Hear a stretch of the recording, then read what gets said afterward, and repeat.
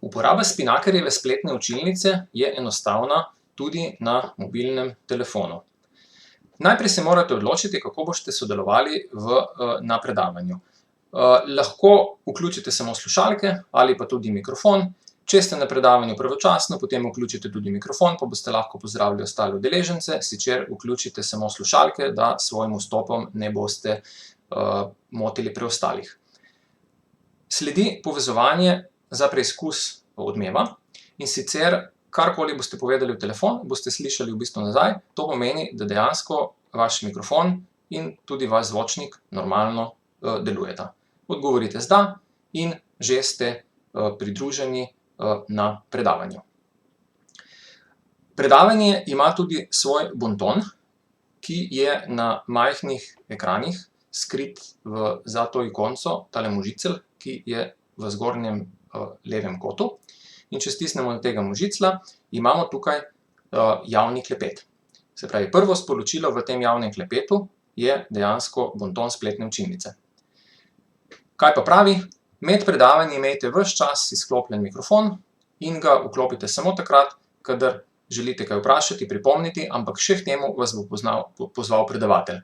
Tako da jaz bom zdaj izšel iz tega javnega klepeta, bom spet pritisnil na tega možicla zgoraj levo in bom dejansko svoj mikrofon izklopil, tako da kot udeleženec ne bom motil predavanj.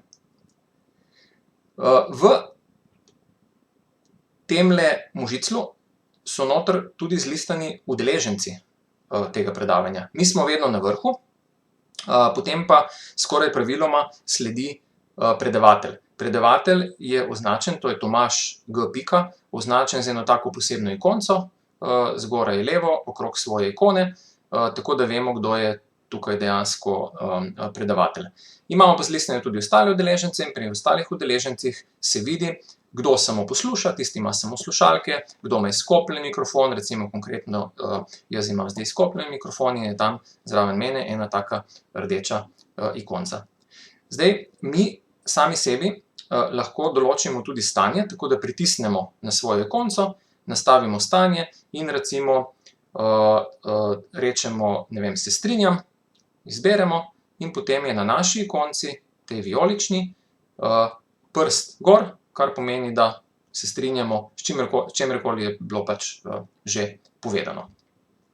Zdaj, če se vrnemo na javni klepet, v katerem je napisan osnovni bonton.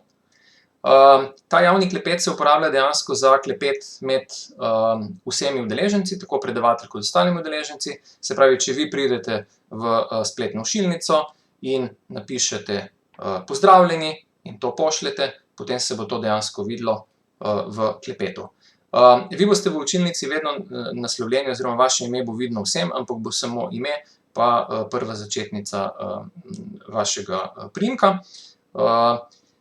In tako boste lahko nekako komunicirali z ostalimi uporabniki. Javni klepet sicer ne bo predavatelj nič kaj posebej promoviral, zato ker se nanj ne bo oziral med predavanjem. Je pa res, da na koncu predavanja bo pogledal, če so bile kakšne konkretne pripombe ali pa mogoče kakšna taka vprašanja ali pa da kdo ni hotel vprašati, pa je rajši tukaj napisal, pa bo potem to obdelano čisto na koncu vsakega predavanja, tako da takrat boste lahko tudi malo dlje časa ostali na liniji, pa če boste hoteli, da je to odgovorjeno, boste pač enostavno počakali. Zdaj, v tem segmentu, tem možiclu, so tudi skupne beležke tukaj. V skupne beležke vi ne morete pisati, lahko pa vanje piše predavatelj. Ni predvideno, da bi predavatelj kaj napisal tukaj noter, če slučajno bo kaj napisal, vam bo to dejansko tudi povedal in vas pozval, da greste to pogledati v skupne beležke. Zdaj se pa vrnemo lepo na, bom rekel, ta osnovni zaslon, ki je za predavanje. In mogoče samo še ena ta interakcija v bistvu s predavateljem, ki je napisana v bontonu. Če vas predavatelj želi vključiti v samo predavanje malo bolj aktivno, vam lahko postavi tudi anketo različnih vrst in recimo zdaj je predavatelj postavil neko vprašanje in vas je vprašal, kakšnega mnenja ste vi. Ali soglašate s tem ali pa ne, in potem enostavno odgovorite, tako da kliknete na gumb. Kaj se zdaj s tem zgodi? Predavatelj bo počakal 2, 3, 4, 5 sekund, da bo nekako zbral odgovore, mogoče bo še kaj vmes povedal in potem bo dejansko rezultate te ankete objavil. In rezultate imate tukaj zdaj spodaj desno, napisano, da je eden odgovoril z da in nobeden ni odgovoril z ne. Predavatelj seveda, kadar to ne bo več relevantno, bo tele rezultate v bistvu zbrisal in bo nadaljeval z predavanjem. Zdaj na zaslonu vi v osnovi vidite seveda tablo predavatelja in pa video predavatelja. Tukaj vidite jasno ikonco za povečevanje čez cel zaslon. Zdaj, če bi želeli povečati čez cel zaslon predavanje in imeti nekaj od tega, potem bi telefon seveda morali zvrniti, ne. Lahko pa recimo tale video malo povečamo, pa je v bistvu tako čez celo, ne. Predavanje je pa itak po polni širini. Če obrnemo telefon, je seveda pač to toliko večje, ne.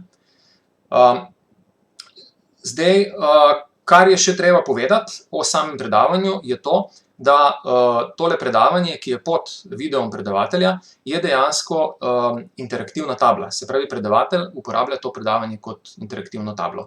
On se bo v bistvu čez predavanje sprehodil, bo seveda komentiral, bo razlagal, vi boste vse to videli.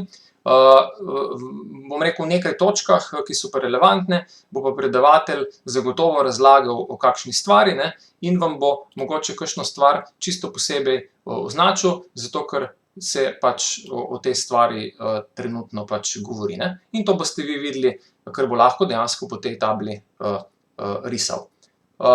Kadar bo spet to, kar je narisal, nerelevantno, bo zadevo za sabo pobrisal in bo v bistvu nadaljeval s predavanjem.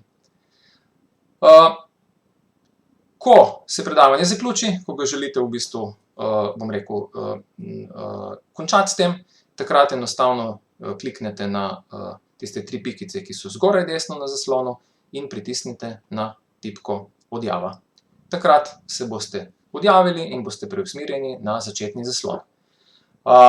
Jaz mislim, da je uporaba Spinakerjeve spletne učilnice dovolj jasna in enostavna, tako da se boste brez težav znašli.